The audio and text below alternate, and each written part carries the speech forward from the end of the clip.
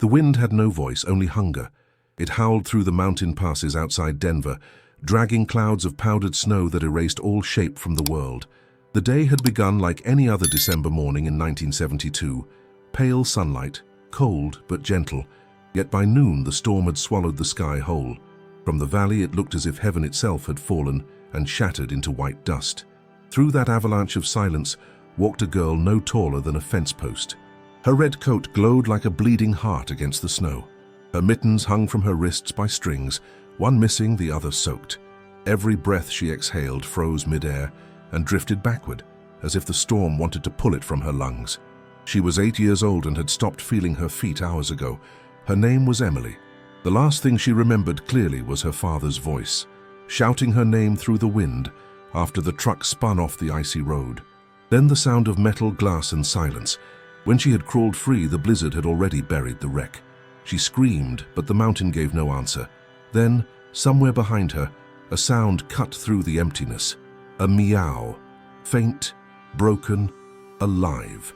She turned, eyes wide, and saw a shadow stumbling through the white. Small, low, limping. A cat, coated in frost, fur clumped and tail stiff as wire. Its eyes glowed gold through the haze. It looked at her, blinked once and meowed again, louder this time. Emily took one shaky step forward. The cat waited. Snow thickened around them until the horizon disappeared.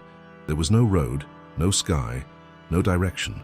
Only the strange partnership of two lost souls, a child and a stray swallowed by the mountain's breath. And somehow, in that vast nothingness, they began to walk toward life. Before the storm, the world had been ordinary. Denver's streets were filled with the smell of pine and coffee, the laughter of neighbors preparing for Christmas. Emily's father, a carpenter named Frank, had promised they'd reach the cabin by dusk. Just the two of them this year, a small fire, hot cocoa, no arguments. He had tied a tiny bell to her coat zipper saying, "So I'll always hear where you are." She had giggled, shaking it like a secret charm. No one had imagined that the same charm would be the last sound he heard before the truck lost control on the mountain road. Now, hours later, Emily wandered through the wreckage of that promise. The sky was no longer gray, but a solid wall of white. Her eyelashes clung together with ice. When she fell, she didn't cry. She just listened. The world made no sound, except the wind and the cat. Always the cat. It moved ahead of her, limping but steady. Each time she slowed, it stopped and looked back. Its eyes said, "Follow me," though its mouth made only that hoarse, steady meow. The snow grew higher, swallowing her boots, her knees, her courage. She could no longer see the road, but the cat moved, as if it knew exactly where to go. Her bell jingled faintly with each step, like a heartbeat she could still trust. Before we begin, if this story finds a place in you, if you still believe that love can come back even after everything, hit like, subscribe, and comment the city and state you're watching from. That's how I know where these stories are finding their way. By dusk, the storm had devoured the sun. Darkness fell not as night but as a deeper kind of cold. Emily stumbled over a drift and collapsed. The cat turned, pressed its head against her cheek and purred, a sound too soft to belong to such a cruel place. She clung to that vibration, buried her face in its fur, and whispered, "Don't leave me." The cat meowed once, then turned its head toward the east, where a faint glow flickered beneath the snow. The last light of a fallen pine, broken by the wind, forming a hollow in its roots. The cat limped forward and scratched at the ice until a small tunnel opened. Emily crawled after it, trembling. Inside, the air was still and dry, the earth beneath the roots warm from trapped breath. She lay there, wrapping her arms around the cat. Its heartbeat was fast, uneven, alive. As she drifted into exhausted half-sleep, she thought she heard her father's voice again, faint and far. But when she opened her eyes, only the cat was there, watching her, eyes gold as fire, as if guarding her from the dark. The storm didn't end with the night. It deepened, pressing down until even the trees bent under its weight. Emily woke to the sound of the wind scraping against bark, the soft rattle of snow slipping from branches. The cat lay beside her, fur crusted with frost, tail curled tight against its chest. For a moment she didn't move. She just watched the rise and fall of its breathing, proof that something still lived in that frozen world. Her stomach cramped. Hunger arrived like a whisper, then a roar. She hadn't eaten since the crash. The blanket around her was stiff, her fingers numb. When she reached out to touch the cat, her glove brushed its ear and left a smudge of warmth. The animal stirred, blinked, and meowed softly, a single note that seemed to push the silence away. The hollow beneath the pines smelled of sap and soil. Above them, the wind screamed and tore through branches. She crawled toward the entrance, but the light outside was blinding, a world made of knives of ice. The cat followed, its paw prints shallow, each step deliberate. Emily squinted against the glare. There was no sign of the truck, no sign of anyone, only snow and silence stretching forever. Her father's voice still echoed in her head. If you ever get lost, stay still. Wait for me. But she couldn't stay still. The air itself wanted to steal her breath. She took one step, then another. The cat moved ahead, pausing every few paces, turning to be sure she followed. That pattern became rhythm. Step, stop, look, meow. The heartbeat of survival. They passed a stand of dead birches stripped bare by wind. Each trunk gleamed silver like bones under moonlight.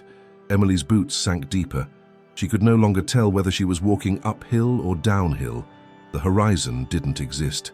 Time melted into the white. By mid-morning, she stumbled upon something dark jutting from the snow. A fence post broken, then another. A path. Her heart lifted. She ran forward, almost laughing, but the sound cracked in her throat. The ground dropped suddenly, and she fell, rolling down a drift until she hit something solid, an old wooden sled half buried. The rope was frayed, but intact. The cat slid after her, landing in a puff of snow. It meowed, louder now, circling her feet. She picked up the sled's rope, brushed off the frost and smiled faintly. "Maybe you're my lucky charm," she said. The cat blinked, unamused but listening. They kept walking.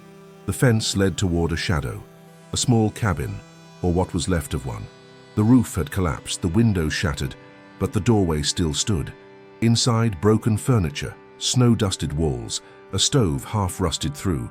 Emily's heart hammered with hope. She tried the stove, but the metal was frozen solid. Still, it was shelter. She gathered bits of wood, small branches fallen near the wall. Her fingers barely bent, but she managed to build a small pile. She had no matches, no lighter. The cat curled beside the stove, watching her with patient eyes. Then, something strange. The faint smell of smoke, not from her pile, but from somewhere deeper inside the house. She followed it to a corner, where the floorboards had cracked open, revealing a crawl space. A weak, dying ember glowed beneath. Someone had been here before, maybe even today. She crouched, breath fogging the air, and blew gently on the ember. It flickered, faintly orange, barely alive. She tore a piece from her scarf and pressed it close. The ember caught, small flames licking the fabric. She fed it splinters, shavings, dry bark. The fire grew. For the first time since the crash, color returned to the world. Orange and gold flickered against her cheeks. The cat moved closer, stretching in the heat, its fur steaming slightly. Emily smiled and whispered, "We made fire." Outside, the blizzard howled like something jealous. Hours passed. The cabin walls groaned. The cat slept, curled in a tight spiral near the warmth. Emily chewed on a bit of bark to quiet the pain in her stomach. When night fell again, she used a plank as a makeshift door, blocking the wind. The dream that came was strange. She stood in a forest full of bells, hundreds of them hanging from branches, ringing softly though there was no wind. Each bell shone like ice, and somewhere among them walked the cat, its eyes glowing like twin suns. When she reached out, the sound became her father's voice calling her name. She woke, gasping. The fire was almost out. The cat was gone. Panic hit hard. She scrambled up, calling softly, "Kitty, where are you?" The only answer was wind. She pulled the plank aside and stepped into the snow. Her footprints were already gone. Then she saw new ones, small paw prints leading away into the storm. She followed. The footprints led her to the tree line. The cat waited at the edge, tail flicking. When it saw her, it turned and darted into the woods. She hesitated only a moment before chasing after it. The forest was a cathedral of ice. Every branch glittered with frost, every sound magnified by silence. The cat's golden eyes flashed between trunks, guiding her forward. She didn't know why she trusted it, only that stopping felt impossible. After what felt like hours, she saw it, a shape in the snow ahead. A deer, frozen stiff, its eyes wide open. Around it, claw marks, a struggle. The cat approached, sniffed once, then turned to her. Hunger stabbed her gut again. She didn't understand what it wanted at first. Then she saw a piece of dried grass sticking from the deer's mouth, a sign that beneath the snow there might be plants, roots, something edible. She dug with her bare hands until her fingers burned. The cat joined, scratching furiously. Beneath the ice, she found thin roots, bitter but real. She chewed them slowly, swallowing pain and relief together. The cat meowed softly, then turned its head toward the distance, ears twitching. A sound rolled through the forest, faint, metallic. Bells. Emily froze. The same sound from her dream. It wasn't possible. And yet carried on the wind came a clear jingle, soft, rhythmic, human. She ran toward it, but the cat darted in front of her, blocking the way, hissing. Its back arched, fur bristled. The sound faded, swallowed by the storm. She dropped to her knees. "Please," she whispered. "I have to find him." The cat's expression didn't change. It only meowed once, low and firm, before walking the other way. Torn between hope and fear, Emily followed again. The night stretched on endlessly. Her body moved on instinct. The wind cut through her coat like glass. She stopped thinking about distance or direction, only the rhythm of following. When she stumbled, the cat waited. When she slowed, it meowed. When she fell, it pressed its nose against her cheek until she rose again. Sometime before dawn, they reached a clearing. In the center stood a lone mailbox, its flag frozen in place. Emily blinked. No house, no path, just a mailbox half buried in snow. She brushed away the ice and read the name carved faintly into the metal. Holloway, her father's friend, the one who owned the cabin. She looked around wildly. "Dad?" Her voice broke. "Dad?" Nothing. Only the sound of wind and her bell jingling faintly. The cat jumped onto the mailbox, stared into the trees, and let out a long, echoing cry. The sound carried farther than any human voice could. Then, faint, impossible, came an answer. A dog barking. Emily's breath caught. The cat leaped down, pacing anxiously. Somewhere out there, rescue moved through the storm. She turned back toward the woods, but her legs gave out. The cat climbed onto her chest, kneading gently, keeping her awake. "Don't let me sleep," she whispered, eyes closing. The cat meowed again and again, louder, desperate. She felt its heartbeat against hers. When she opened her eyes again, the storm had gone quiet. Dawn burned pale gold above the horizon. She was still alive. The cat sat beside her, tail flicking slowly. It looked at her, then at the rising sun. For the first time, Emily smiled without fear. They had survived the first night together, and somewhere deep inside her, a truth began to bloom. She hadn't rescued the cat had rescued her. When morning came, it did not feel like morning at all. The sun was a pale coin buried in thick fog, and the air had the weight of glass about to break. Emily blinked against the light, her eyelashes stiff with frost. The cat stretched beside her, back arched, tail lifting, then shook off the snow that had gathered in its fur. Steam rose from its breath in slow, ghost-like plumes. Her body ached as if she had been beaten. The roots she had eaten still sat like stones in her stomach, but she was alive. The cat jumped down from the mailbox and began padding toward the trees again, leaving tiny prints that glittered in the frost. She followed because there was nothing else to do. No road, no map, no voice in the wind. The forest swallowed her. Branches hung low, heavy with snow, brushing her hair as she passed. Each step made a soft, cracking sound, the rhythm of thin ice breaking under boot soles. The smell of pine sap bled through the cold, sweet and sharp at once. Somewhere far above, a crow called once, and then went silent. The cat stopped at a hollow stump and began to dig. Emily crouched beside it, too weak to speak. Beneath the loose earth, she saw a shimmer of metal, a tin can. She pried it open with a stone, half expecting it to be empty. Inside was a small chunk of something dark, dry and dense. Jerky, maybe. The scent was faint but real. Her hands shook as she broke off a piece, placed another near the cat. The animal sniffed it once and began to eat in slow, careful bites, never taking its eyes off her. The taste was terrible, but it was food. She swallowed, forcing her throat to work. For a few moments she felt warmth flood her chest again. a small victory that pulsed through the numbness. By midday, the fog thickened into falling snow again. The trees became shapes without edges. Her sense of direction vanished completely. She only knew she was going uphill because her legs burned. The cat's paw prints filled behind them in seconds, erased by the storm. Still, it never stopped. When she faltered, it turned and meowed, a command she somehow understood. Keep going. Her bell rang faintly with each movement, a heartbeat she clung to. When the wind rose, it drowned everything but that tiny sound. Hours passed, maybe more. Time meant nothing. She lost count of steps and breaths. Then, through the curtain of snow, she saw something glinting, metal again, but larger this time. An antenna, bent and broken, jutting from a mound of ice. She ran to it and fell to her knees. It was the roof of a truck cab, nearly buried. Her heart hammered. "Dad!" she shouted, tearing at the snow. "Dad!" The cat leaped beside her, digging with frantic claws. Together, they uncovered part of the windshield. Inside, nothing but frost. She pressed her face to the glass and saw the seat ripped, the steering wheel bent, a jacket on the floorboard, but no body. She didn't know whether to feel relief or terror. A sound cracked through the air, a distant boom like thunder. Avalanches, her father had said, were the mountain's breath. She froze. The cat stiffened too, ears pricked. Another rumble, closer. The snow beneath them shifted, subtle at first, then sudden. The ground moved. "Run!" she screamed without knowing to whom. The cat darted back toward the trees. Emily followed, legs slipping. The slope gave way behind her in a roar of white. She threw herself forward, arms over her head, as the world exploded. When she stopped sliding, everything was quiet again. She opened her eyes to a tunnel of light above, a hole where the avalanche had sealed her inside. Snow pressed on every side, heavy and cold. She could barely breathe.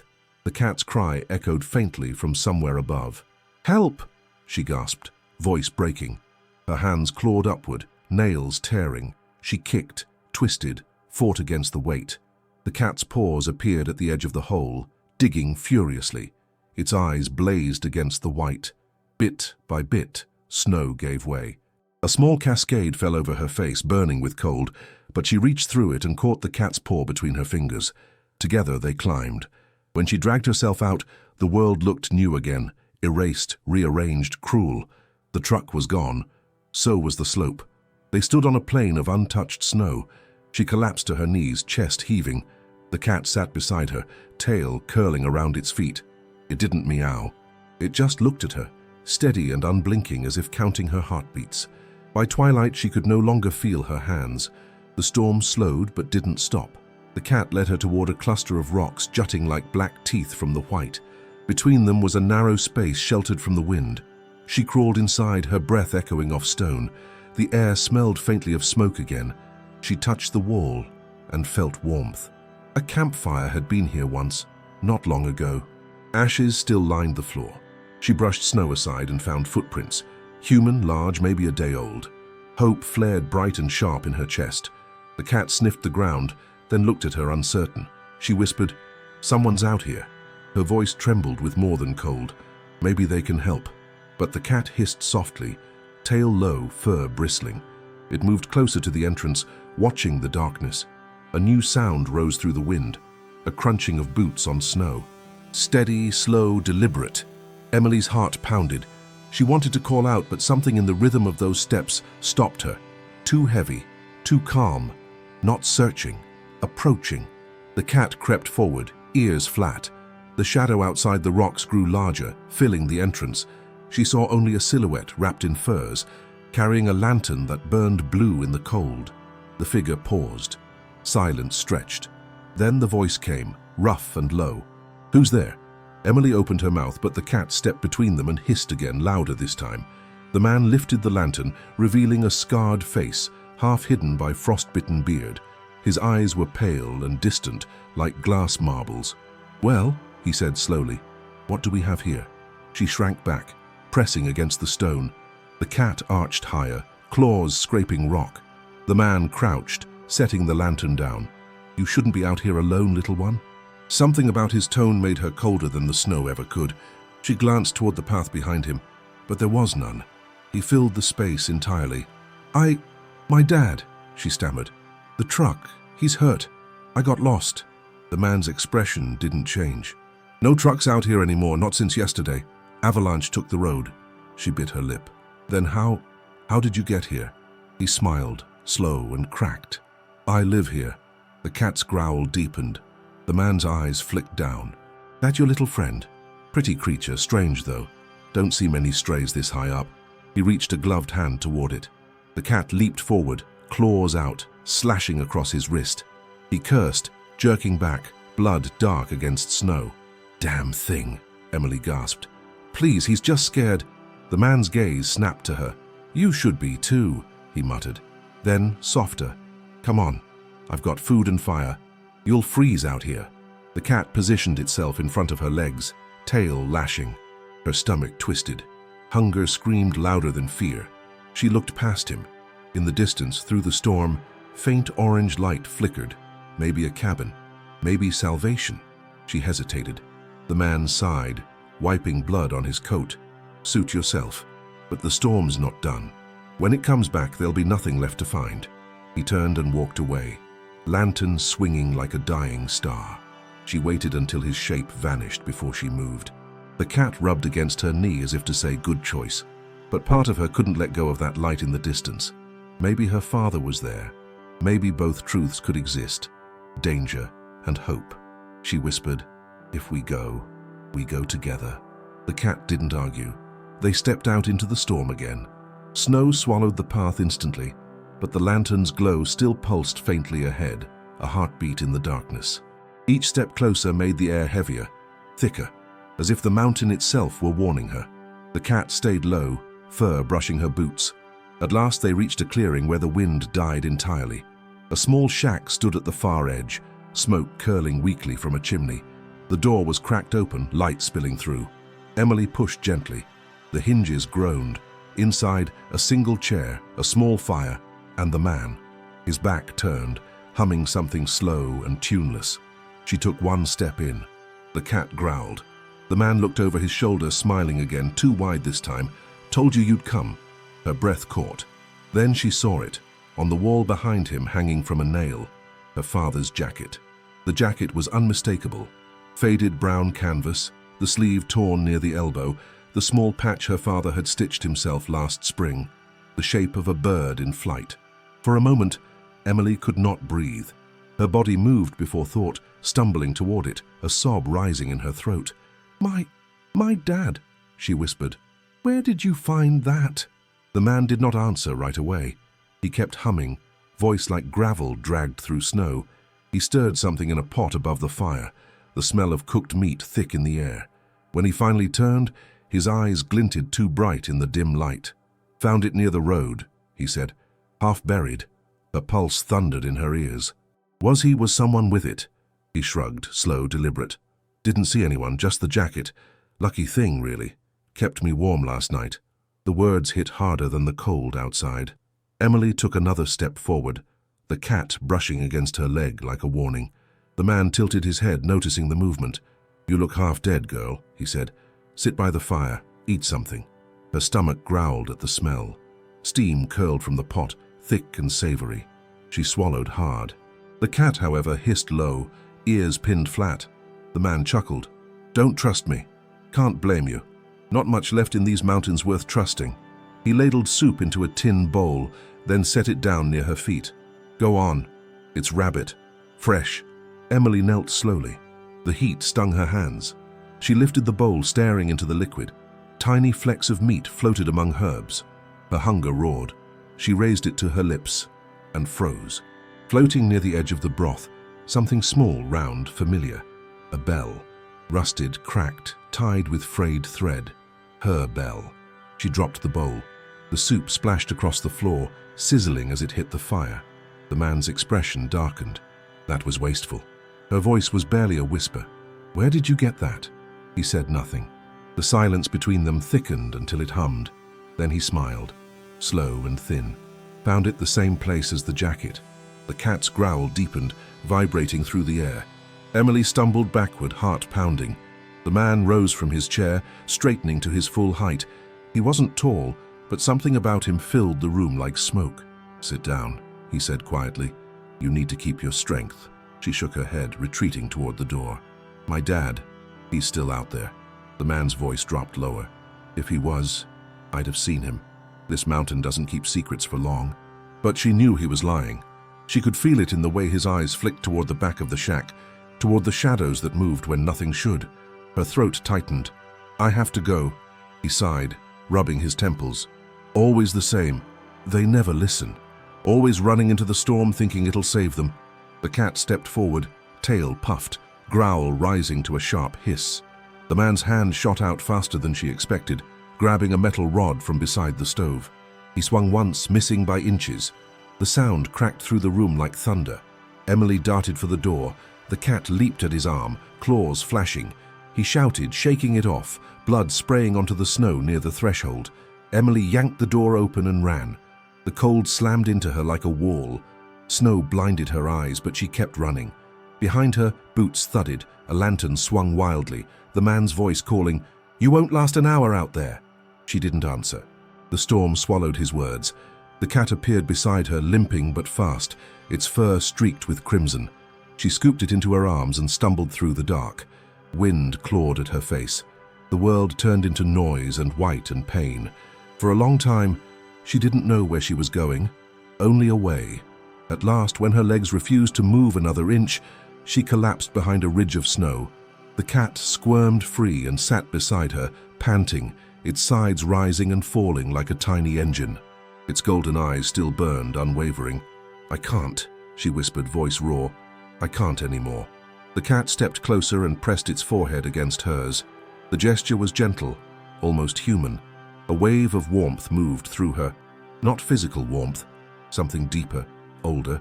For a moment, she thought she saw light beneath the snow, faint and pulsing like a heartbeat. She blinked, and it was gone. When she looked up, the storm had quieted. The clouds opened just enough to reveal the outline of the mountain peak glowing in the moonlight, and below it, faint and far, a light, yellow, steady, real. It could be a rescue station or another trap. She had to choose. The cat turned its head toward the light, then looked back at her. The decision hung heavy between them. She wrapped her arms around herself. "If we go," she said softly, "we don't stop." The cat meowed once, agreement. They rose together. The slope was steep, the snow deep, but the light stayed constant, a promise that moved closer with every step. Halfway there, the ground beneath her feet cracked. A hidden river ran beneath the ice, frozen on the surface but flowing beneath. She tried to jump, but her foot plunged through. Water like knives closed around her leg. She screamed. The cat darted forward, claws sinking into her coat, pulling, yowling. She fought, heaving herself up, gasping as she broke free. The skin of her calf burned raw and wet. She dragged herself onto solid ground, trembling uncontrollably. The cat stood guard, fur bristled, eyes locked on the hole. For a second, she thought she saw movement beneath the ice, a shadow, human-shaped, drifting just below the surface. Her mind rebelled. "No," she whispered, backing away. But the shadow stayed, slow and deliberate, following the current until it vanished beneath the snow. They kept moving. The wind carried no sound but their breaths. When they reached the ridge, she saw it at last. A wooden cabin smaller than the man's shack, half buried, a faint glow in the window. She hesitated, every instinct screaming both yes and no. The cat meowed and brushed against her knee. She knocked once. Silence. Knocked again. The door creaked open by itself. Inside, warmth. Real warmth. A fire burned in a stone hearth, fresh wood stacked beside it. A blanket folded neatly on a chair. Food, real food, sat on the table, and on the mantel above the fire a photograph, her father, smiling, holding her when she was little. She staggered forward, reaching for it with shaking hands. "Dad?" Her voice broke. "Dad? Are you here?" A floorboard creaked behind her. She turned slowly. There, standing in the doorway, pale as the snow outside, was her father. His beard was frozen, his lips cracked, his eyes wide with disbelief. "Emily," the word came out as a prayer. She ran to him, sobbing, arms thrown around his waist. His coat smelled of smoke and pine and life. He dropped to his knees, holding her tight. "I thought I lost you," he whispered. "I looked everywhere. Then the road, God, I thought—" The cat meowed softly, sitting by the fire. Her father stared at it. "Where did you find him?" "He found me," she said. They sat by the fire for what felt like hours, warmth seeping back into her bones. She told him everything. The storm, the pine hollow, the man with the jacket. Her father's face tightened. "I know that man," he said quietly. "Name's Mercer. Used to trap up here. Lost his mind after the avalanche 2 winters ago. People said he never came down." Emily's stomach turned. "He had your jacket." He nodded grimly. "He must have found the wreck before I did. Took it, but he didn't find you." He reached out and stroked her hair. "That cat saved you." She looked over. The cat had curled into a ball by the fire, purring softly. Its eyes were closed now, its breathing shallow. A thin line of dried blood marked its flank. Her father frowned. "He's hurt." Emily slid closer, laying her hand on its side. The warmth beneath her palm was faint but steady. The cat opened one eye, looked at her, and gave a slow, final purr. "Stay with me," she whispered. Outside, the storm began again, howling against the walls like the voice of the mountain itself. Inside, father and daughter held the fading warmth between them, the last ember of a life saved by something no one could explain. When dawn came, the fire had burned low. The cat lay still, eyes half open, golden even in death. Her father wrapped it gently in her old scarf and carried it outside. Together they buried it beneath the pine. As he brushed snow over the small mound, the bell she'd lost rolled from his pocket and landed softly on top. It rang once, clear, perfect, alive. They both froze. Emily smiled through tears. "He's saying goodbye." Her father nodded slowly. "Maybe not goodbye. Maybe just see you soon." The wind picked up, scattering snow into the sky like dust from another world. The fourth morning came wrapped in silence. Not peace, just the pause that happens when the mountain holds its breath. The wind had stopped, but the world was still half buried, frozen mid-motion like a held photograph. The fire in the cabin had burned itself out to grey ash. Outside, everything glowed pale blue beneath a sky that had finally cleared. Emily sat near the window, knees drawn to her chest. Her father was outside, chopping at the ice that sealed the path to the road. Each strike of the axe echoed through the valley like a heartbeat too far away. The cat's mound of snow rested just a few paces from the door, the red scarf half visible where the drift hadn't yet covered it. She pressed her palm to the glass. It was colder than bone. Her father came in, breath fogging around his beard. "Storm's easing," he said. "If we start now, we can reach the ranger station by nightfall." She nodded, but her gaze stayed on the scarf. "He should come with us." He frowned gently.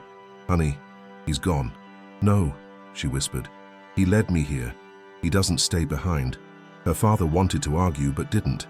He went back to packing what little they had. Jerky, a coil of rope, one small lantern. When he turned, she was already at the door, wrapping the scarf around her own neck again, the bell tied to one end. It jingled faintly. The sound made him pause. "All right," he said softly. "He comes with us then." They stepped into the light. The air was knife-sharp but clear. The world felt reborn, dangerous still but honest. For the first time in days, Emily could see the sky in full, blue like glass lit from within. Her father led, breaking the snow with heavy steps, and she followed, the bell's chime marking every breath. By midday, clouds gathered again. Not heavy, but strange, rolling low, tinted with silver, as if light was trapped inside them. The air began to hum. Emily stopped.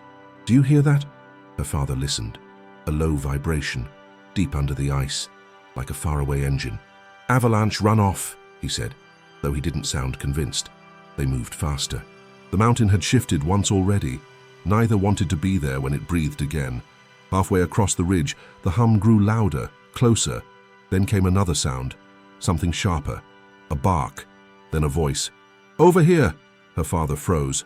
"Rangers!" He cupped his hands. "We're here!" he shouted. "Over here!" Figures appeared through the haze. 3 men, 2 dogs, orange jackets bright against the white. They waved, voices echoing. Relief flooded Emily's chest so quickly it hurt. She laughed, the sound strange in her own ears. The rescuers reached them minutes later.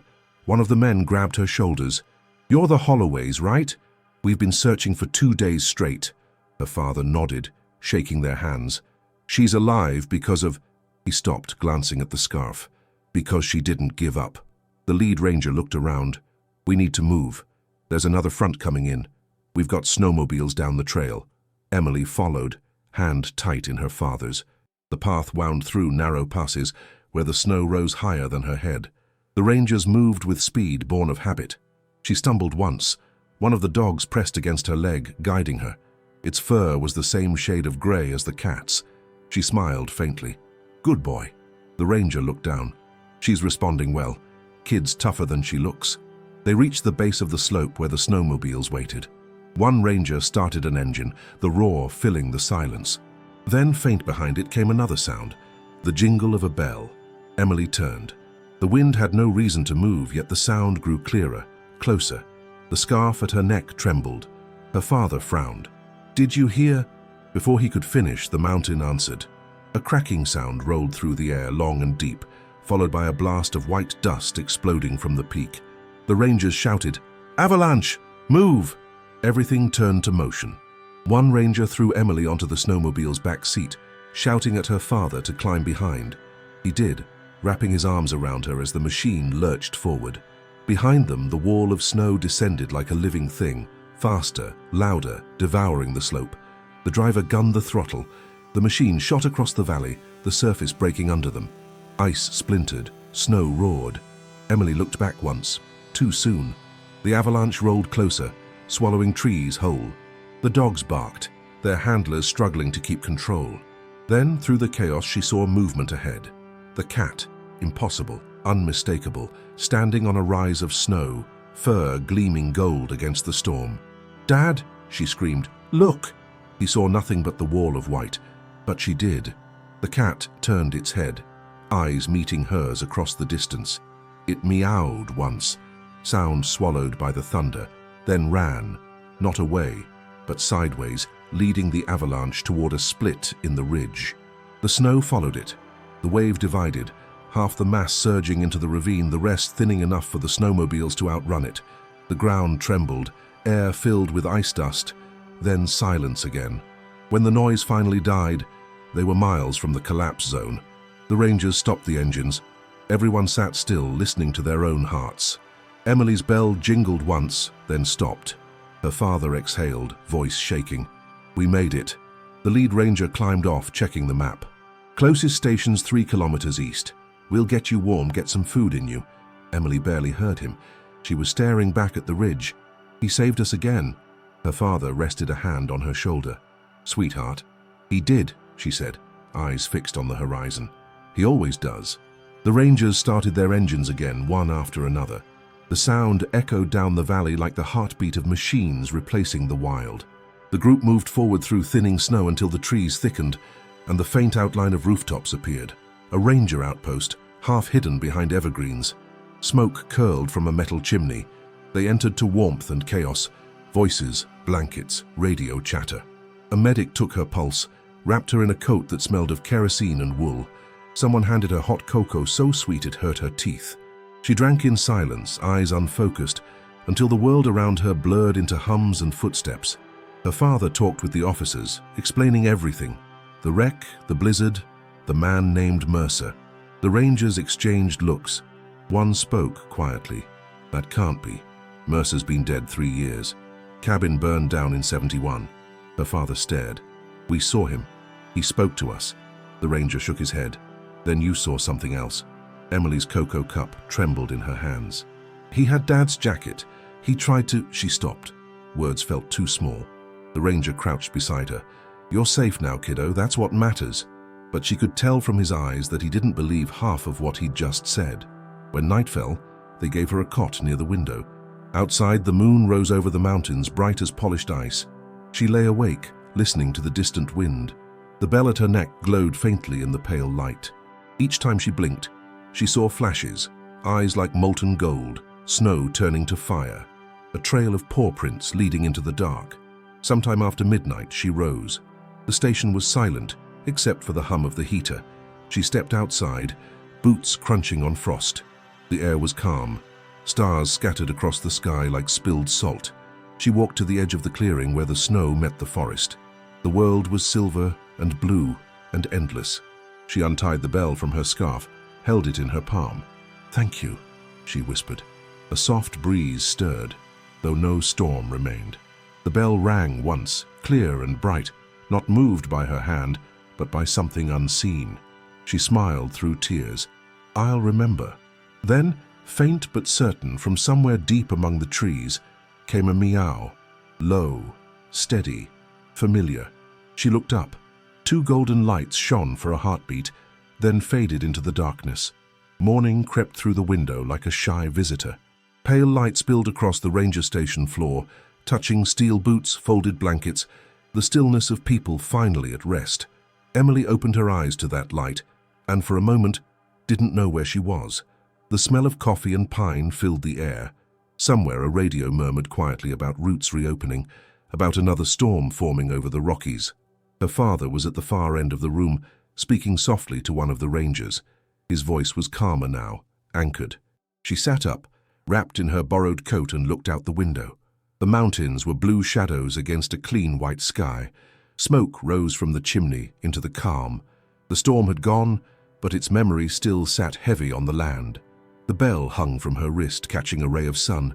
Its surface had dulled, rust deepening around the crack, but when she turned it, it still made a sound. Faint, beautiful, real. She smiled without meaning to. When her father noticed she was awake, he came over and knelt beside her.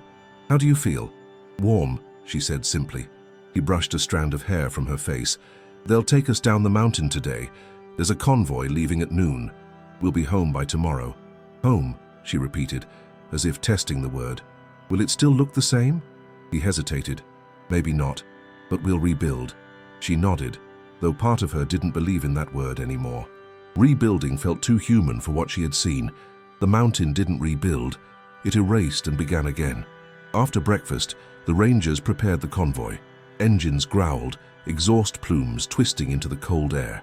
Emily and her father climbed into the back of a truck lined with blankets. The metal vibrated under their boots as it started moving.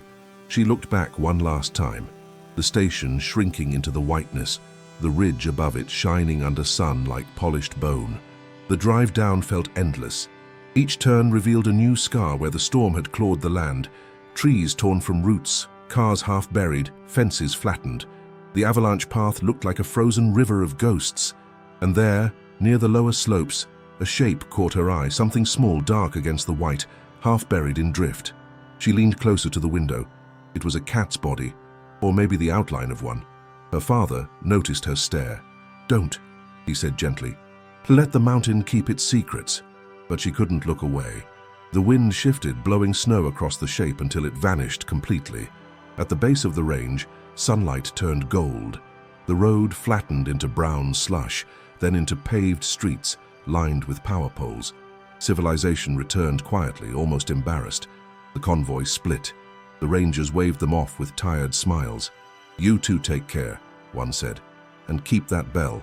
Lucky charm like that doesn't come often." They drove the last miles alone in silence. Denver appeared on the horizon like a memory thawing.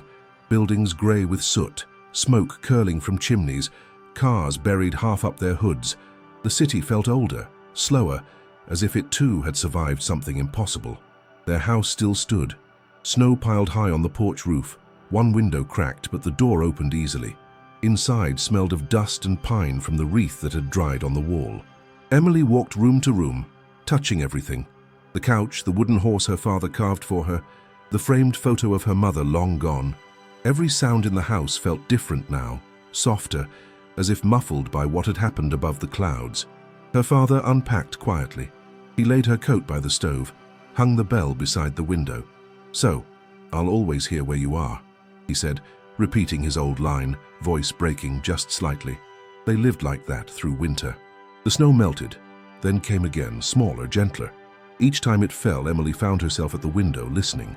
Sometimes the bell rang when there was no wind. Sometimes she saw small paw prints leading up to the porch and disappearing near the woods. Her father said it was just strays from the neighborhood, but she knew better. Spring brought mud and thaw. Rivers opened, roads cleared. People forgot the blizzard, moved on to new weather, new troubles. But not Emily. The mountain had marked her. She started drawing again, sketches of trees and stars, and always a small cat with eyes like fire. On the anniversary of the storm, she climbed the trail with her father back toward the foothills. The air was thin but kind. The old mailbox still stood, half rusted but upright. The pine where they had buried the cat remained, needles glistening under meltwater. She knelt there, brushing the snow from the mound. The scarf was gone, carried away by wind, but the bell was still there, half buried. She lifted it, wiped it clean, and listened. It rang once, softly, as if approving. "Thank you," she whispered. Her father stood a few paces behind. "He saved both of us." She nodded. "I think he saved more than that." They stayed until sunset. The mountains glowed pink, the air clear and thin. When they finally turned back, Emily looked over her shoulder one last time. For a heartbeat, she saw movement among the trees, a silhouette small and graceful, tail curling once before it slipped into shadow. Years passed, as they always do. Emily grew, learned, left the mountain for a city of her own. But she never forgot. Every winter, when the first snow came, she would place a saucer of milk outside her window and ring the bell once. And each time, without fail, she'd find paw prints there in the morning. On her wedding day, snow began to fall again. Unexpected, soft as feathers. Her father laughed, saying the mountain was giving its blessing. When the wind lifted the veil from her hair, she heard the faintest sound of a purr carried on the air. She smiled, tears warm against her cold cheeks. Decades later, after her father was gone, she returned to the cabin site one last time. The forest had grown thick around it again. She found the place where the pine had fallen long ago, now a bed of moss and flowers. She sat there until twilight, listening to the hush between branches, and when she stood to leave, she heard it, the bell, clear, single, perfect, the sound of something eternal calling across distance. She looked up. Snow had begun to fall again, though the season was summer. It melted as it touched her coat. Between the flakes, for just an instant, she saw golden eyes watching her from the tree line, calm and endless. "Goodbye," she whispered. The wind stirred, gentle as breath, carrying the echo of a purr. Then the world went still again, the air filled with light. The mountain keeps its stories, but sometimes mercy lives inside them. It does not roar. It waits. It watches. It chooses those who will listen. In 1972, a stray cat walked out of a storm and found a child lost in the white. What happened after became legend told in quiet places. How something wild guarded something innocent. How love survived in the cold. And every winter since, when the first snow drifts across Denver and the world holds its breath, a single paw print appears outside the old cabin door, half melted, half dreamed, proof that loyalty, once given, never dies.